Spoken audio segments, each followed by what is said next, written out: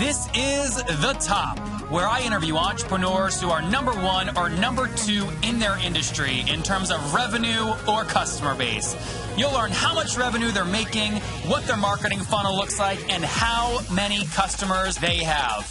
I'm now at $20,000 per talk. 5 and 6 million. He is hell-bent on global domination. We just broke our 100,000 unit sold mark. And I'm your host, Nathan Latka.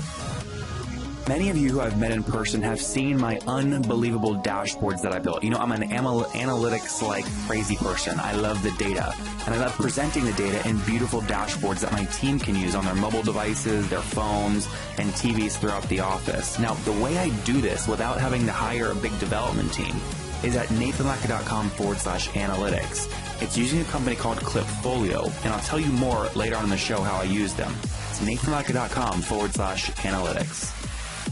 All right, guys, I talked about this earlier, but I schedule like so many meetings it would blow your mind. I mean, all my podcast interviews, right? Hundreds of entrepreneurs I talk to monthly, I schedule. And you know what? I do it so efficiently. I get them all to agree to my calendar. So all the calls are back to back to back. That means I'm not switching in between tasks all day long. I get them to batch so that I can be very efficient. It's so critical. And I use a tool called Acuity Scheduling to do this at nathanlatka.com/schedule. It eliminates the back and forth between me and people I'm trying to meet with. It makes it very simple. And most importantly, they help me keep my no-show rate very low because they send out reminders. Helps you look very professional. So go to nathanlatka.com/schedule to sign up, and you get a great deal. You know, you guys know this. I hit people hard. I make great deals, and Gavin, the CEO, has given us a great deal. If you sign up like normal people, okay, on their website, you only get a 14-day free trial. If you use my link, nathanlatka.com/schedule, you get 45 days free. Okay, it's the best. It's free. Go to nathanlatka.com/schedule right now to sign up, and I'll see you there. Nathan Latka here. This is episode 624, and coming up tomorrow morning, you're going to learn from Josh McCarter. Josh McCarter of Booker. They raised $80 million and did $3.5 billion in 2016 transaction volume and over $1.5 million in monthly recurring revenue, helping 10,000 spas and salons manage their businesses more efficiently. He's 44, a father of 2, and still manages to get 6.5 hours of sleep every night. How does he do it? Good morning, everybody. Nathan Latka here, and our guest this morning is Dave Currie. He is an entrepreneurial leader in the sales intelligence space, specifically for advertising, media, and the tech industry. Since 2014, he's directed the company on a rapid innovation and growth trajectory, one recognized by their customers and the industry at large as one of the most agile, fast-growing private companies and best places to work in America. The company is called TheListInc.com. Dave, are you ready to take us to the top? Thanks very much, Nathan. Thanks for having me. Good. Yeah, thanks for jumping on. Now that's your official company name is The List, but people might know you better by some other names. What are some of the products you're working on? Yeah, so we have a couple of sales intelligence platforms that we're well known for that have been in market for 20 years or more, Ad Data Express and The List Online. We've recently launched in the last 12 months a replacement product, which is the evolution of those two, which a lot of people now know as Winmo. Winmo, great. So let's focus. I assume Winmo is your largest success in terms of revenue as well, right? Absolutely. It's okay. by far the lead brand. So let's focus on Winmo. Tell us what it does and what the business model is. How does it generate revenue? Sure. The business model is quite simple. It's a subscription-based sales intelligence platform, and we cater that sales intelligence specifically to the media, sponsorship, agency, and ad tech marketplace. So we provide sales intelligence for those who target national advertisers and their agencies. And give us the link just so everybody can go check it out. How do you spell it? Yeah, the link is WINMO, winmo.com. WINMO. And guys, we'll link to that in the show notes just so you can follow along and reverse engineer. And then is this, Dave, is this just a SaaS business? Is that how you describe it? It is a SaaS business. So we're a subscription-based platform. Our users sign up for a 12-month subscription and are able to access the platform from any device. Okay, 100% of people are signing annual, no monthly? That's right. Oh, wow, that's great. Helps pulling cash forward, right? It certainly does. Yeah. The ability to defer that out is a great growth driver of the business and increases the valuation of a company like ours exponentially, as you might imagine. Speaking about valuations, have you raised capital or did you bootstrap? No, we're completely bootstrapped from day one. We've not had any outside investors at all, so we're still a privately owned and operated company based here in Atlanta. And what was day one? When did you launch it? The company itself goes back to 1995, and we went online in the early 2000s. And have progressively moved with the technology that we've all seen advance in the space to where we are today. In 1995, you founded it. What were you doing right before you founded the company? I came in 2005 with the then owner Todd Newton. So prior to that, my background's in the agency marketing services space. Hey, Dave, let me nail that down. So somebody else had founded it in 1995. You joined in 2005? That's right. Okay, and how did that happen? Did he acquire one of your companies or what? It was through a joint venture with a company out of the UK that I was working with. The accent's Australian, but I happened to be working in London at the time. So a combination of things that drew me to this opportunity in the North American marketplace, being the largest advertising market in the first world sort of side of it. So, okay, you got Winmo, obviously, it's bootstrap based in Atlanta. How many team members? We're currently at about 85 people.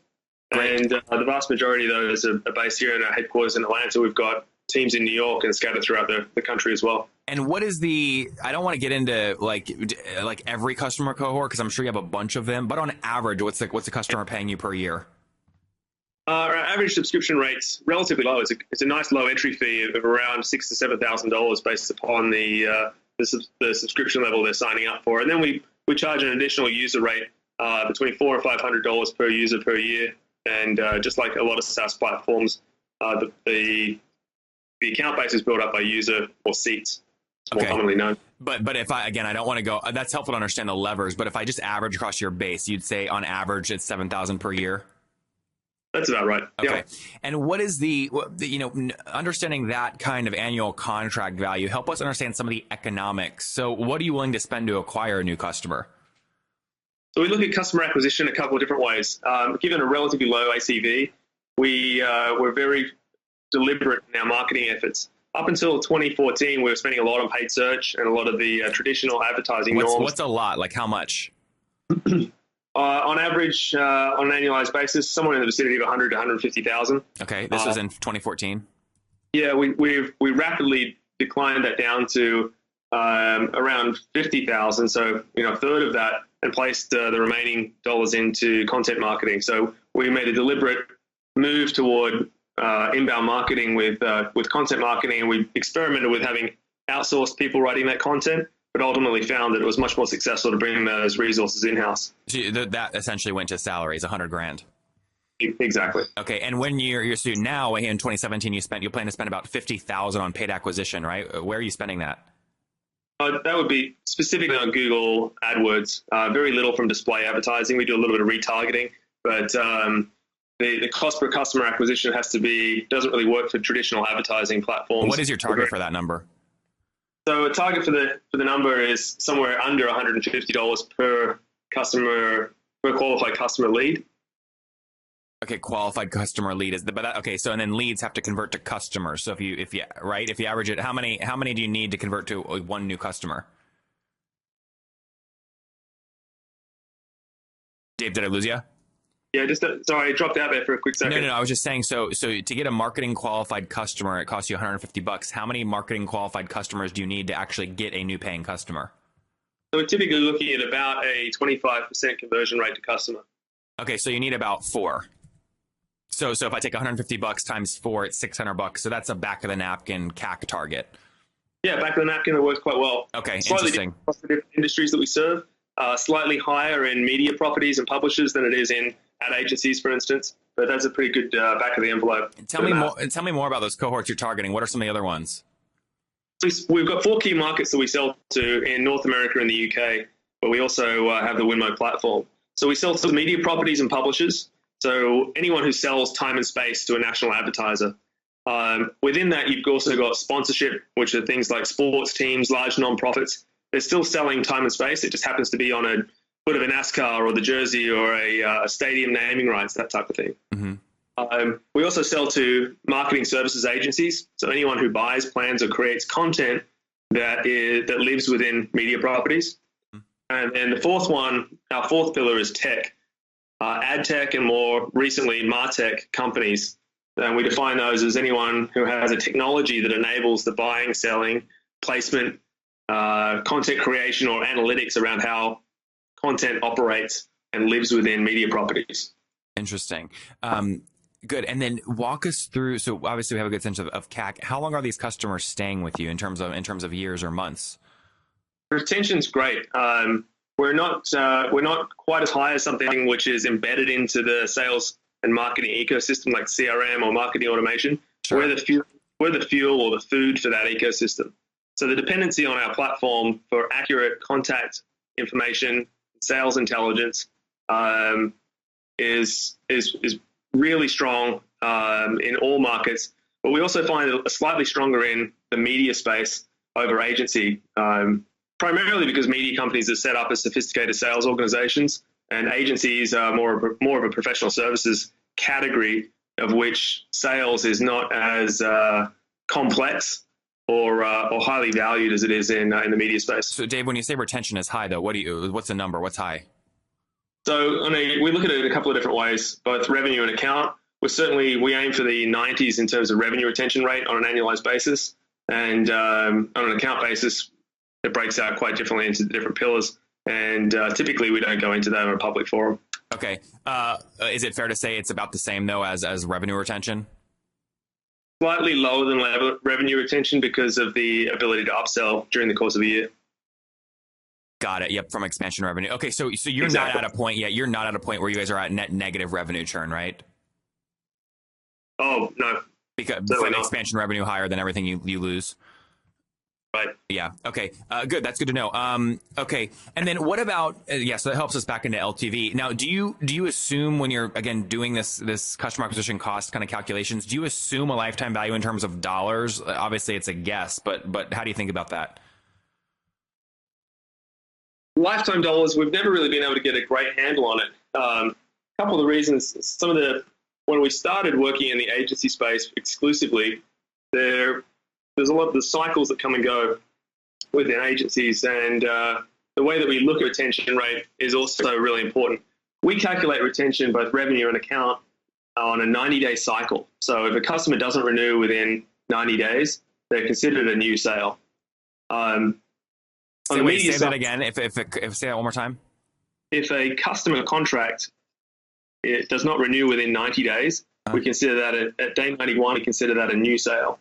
Oh, interesting. So, yeah, we've talked to a lot of people in the SaaS and DaaS sales intelligence space about what the right term for when do you consider a customer truly terminated versus net new. Everyone's got a slightly different answer. And the way they measure it, that's just the business decision we've made at this point to have consistency in how we measure retention. Yeah, it's one of the big questions, actually, a lot of folks focus. Another question, which is the opposite of the one you just articulated, which was when's a customer considered terminated, is when do you actually consider a new customer to be a new customer? Many people would say, well, Nathan, of course, it's when they start paying you. But many people actually only measure new customers based on one, if they're paying already, and two, if they've hit the usage and stickiness metrics they need to hit to actually get value from the platform. That's an interesting one. We haven't added usage in terms of a customer. We do count login, and we want to make sure that the studies that we've done are that logins is absolutely required. There's a direct correlation between login within the first 2 weeks and overall account and revenue retention throughout the term. So, there is a driver there, certainly, in terms of the first login, and then, of course, ongoing usage over the term of the contract. Yeah, no, it makes good sense. And then, hey, before we wrap up into the final questions here, and it's Q1 2017, how many total customers are you serving? It's not a number that we put out there, but there's tens of thousands of users and thousands of accounts across those marketplaces that we serve. Yeah, so you know, Dave, users is like one of those terms people just throw around there. No one really understands what that actually means. Give us a range in terms of customers if you don't want to be specific. Yeah, so between 18 and 25,000. Users or customers? Users. Sorry. So and a customer range. Yeah, customer range between 2,000 and 3,000. Okay, got it. Okay, so that's a pretty healthy conversion rate from free to paid. Yeah, and it's a really good there's a really good qualifier there as well. We look at a holding entity as a customer. So, for instance, you've got someone like a big magazine publisher, we look at the publisher as the account, and then we've got sub accounts under that. So within those couple of thousand accounts, you've got several additional accounts in under there nested. Yeah. So we look at parent accounts, we look at child accounts and siblings. So. Yep. Well, is there anything wrong with the math that I'm about to share here? So you said $7,000, the annual contract value divided by 12 gives us to about $583 in terms of average monthly recurring revenue. Obviously, you guys pull that forward times a minimum of, you said 2,000, between 2,000 and 3,000 customers. So let's just assume 2,000. You guys are running a pretty healthy business at somewhere around $1 million per month in revenue, right? You're about spot on. Look, yeah. A bit healthy. We've got a couple of other service lines, but north of that, it's a very healthy business in terms of annual growth rate and incredibly good margins, which is... what do you expect, by the way, for growth, a company your size, year over year? What's considered healthy? Well, I think you could, if you were speaking to VCs and investment bankers in this space, anything north of 20% is usually looking pretty healthy. Yeah. I think with a legacy business like this, without outside investment, which we're looking steady compounding year over year growth, anything north of, we consider anything north of 12% compounding annually to be healthy. And looking at making self-funded investments in innovation. Yeah. Now, Dave, are you, because of when you joined, I mean, did the other folks look at you as kind of a founder in the business or no? Probably not a founder, but certainly the as part of the succession team in where we're going moving forward, yes. Okay, well, so I asked that question because I'm curious. I mean, you guys are on a tear. I bet you could get a crazy, like cheap cash, basically, because of your growth rate. Have you looked at raising capital? Is it something that's interesting to you guys? It's not something we've looked at. Given our healthy margin, we've got the luxury of not having to go outside for that capital. So we can still continue to bootstrap this business based upon the tight margin or the tight expense control that we look at and the healthy margin that we maintain. Yeah. If Salesforce came in and offered you guys $90 million for the company, would you sell? No. 120? Keep going. Good stuff, Dave. Like I told you guys at the top of this episode, I have amazing data, and you guys know from my interview style, I love data. But what I love more than data is making it actionable via beautiful dashboards that I can view on my phone, on my TVs in my living room, or even on my laptop as I'm traveling. And the company that I use to create these dashboards, which pulls in data from my Libsyn backend, my Google Analytics backend, Salesforce, and other data sources, is called Clipfolio. You can see an example executive dashboard or my social media command center or my web metrics dashboard at nathanlatka.com/analytics. That's nathanlatka.com/analytics. And you can try it there for free for 3 months. It's Clipfolio. You can try it free for 3 months. Everybody else has to pay. So you get it free for 3 months. Alan's a good friend. He's the CEO of the company. He came on the show. I said, I love your product. Can I feature it? So nathanlatka.com/analytics. Go check it out now. Guys, I get asked all the time, Nathan, you host all these interviews, hundreds of them per month. How do you do them efficiently? And guys, the answer is simple. People always agree to my calendar, back-to-back meetings. I batch my interviews to stay very efficient. And the way that I do it is I use a tool called Acuity Scheduling at nathanlatka.com/schedule. And the reason I use them is very simple. They keep my no-show rate very low because they send out reminders about when the interview or the meeting is coming up. And also, they make it very easy to schedule time, right? I don't have to go back and forth via email 10,000 times with people I'm trying to meet with. Okay, at nathanlatka.com/schedule. It helps me so much. And by the way, look, I have so many meetings. I'm the best in meetings. Okay, I do them back-to-back, very, very efficient. You guys know me. Many people say I'm the most efficient they've ever seen. Okay, so I use the tool. It's so efficient. And by the way, I got Gavin. I said, Gavin, he's the CEO. I said, I want a great deal for my people. He said, Nathan, well, most people get a 14-day trial. Isn't that great? I said, no. He's given us a 45-day free trial at nathanlatka.com/schedule. That's not going to stay up forever, so go get it now. nathanlatka.com/schedule. All right, let's wrap up here with the famous 5. Number 1, what's your favorite business book?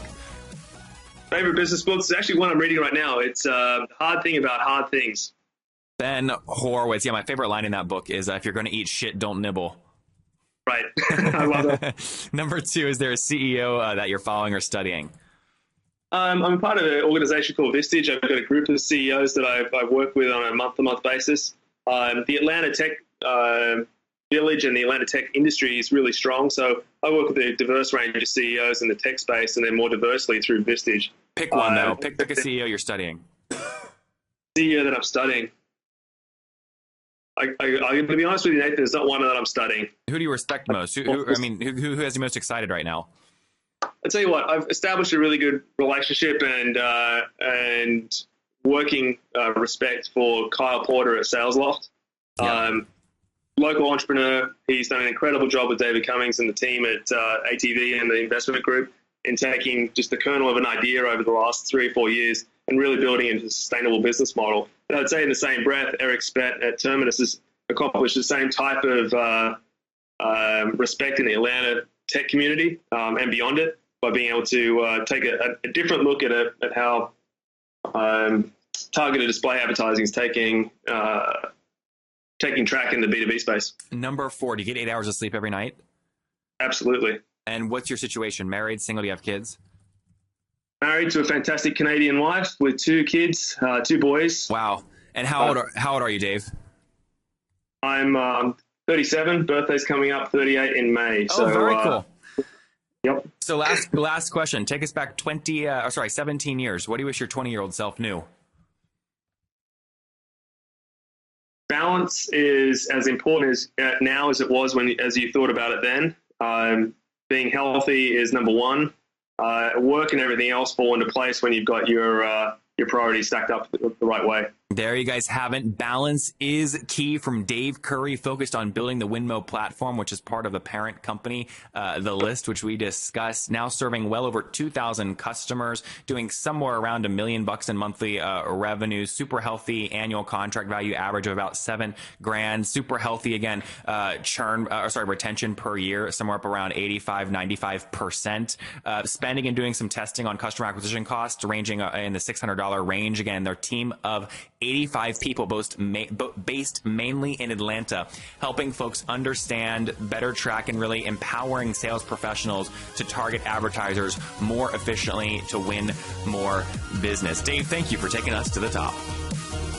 Thanks very much, Nathan. Appreciate it. If you enjoyed Dave today, go back and listen to Richard Brasser yesterday of R Factor, which has raised $9 million and passed $900,000 in monthly recurring revenue, helping 220 customers with social selling. It would mean the world to me if you guys got any value from this episode, if you would go leave a review on iTunes right now and then subscribe. You know, I hustle like heck to get these episodes out every freaking day for you guys, and trust me, I love it. I would do it with no listeners, but boy, oh boy, it makes my day, and it makes my team's day when we see great reviews and get your feedback. So thanks so much. Top Tribe, I love giving away free money. I feel like Oprah giving away cars, and I have something special for you today. How many of you have heard our super sharp guests talk about success they've had with Facebook and Google Ads? Well, all of you listening right now, yes, if you're listening, you get $100 in free AdWords. Here's how you get it, okay? Again, thanks for listening. Get the free $100 from Google right when you sign up with my website host provider, HostGator. Go sign up now to get your free money. HostGator.com/Nathan. Again, that's HostGator.com/Nathan.